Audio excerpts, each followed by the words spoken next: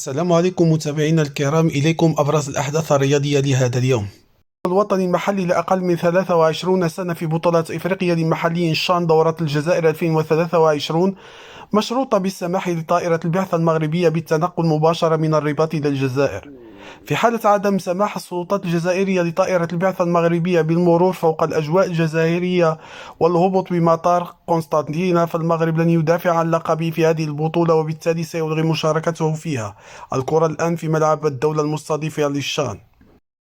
48 ثانية كانت كافية لأنس الزروري ليسجل واحد من أسرع الأهداف في الشامبيونشيب، فقد استطاع المغربي أنس الزروري هذا الموسم في 15 مقابلة يسجل 7 أهداف ويعطيها تمريرتين حاسمتين.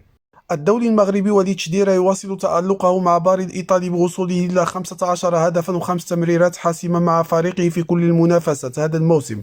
اللاعب يتوفر على إمكانية بدنية عالية. يوم أمس قدم مباراة ولا في الأحلام وتحصل على تنقيط جيد مكنه ليكون أفضل العناصر في الفريق. تواضع شديرة مع المنتخب الوطني المغربي في كأس العالم بقطر مرد إلى ضعف التجربة وقلة الخبرة، لكن له مستقبل كبير في هجوم أسود الأطلس. سيشكل ثنائية كبيرة جدا مع يوسف النصيري.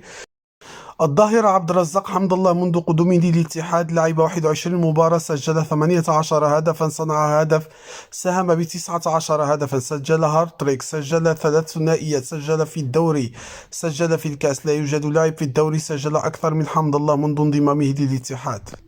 سليم أملاح تعرض لعنصرية مقيتة من رئيس النادي وتدرب مع الفريق الرديف، ورئيس النادي قال بأن أملاح سيبقى مع الفريق الرديف حتى ينتهي عقده لأنه رفض التجديد معهم، وقال بالحرف: أريد أن تنخفض قيمته السوقية.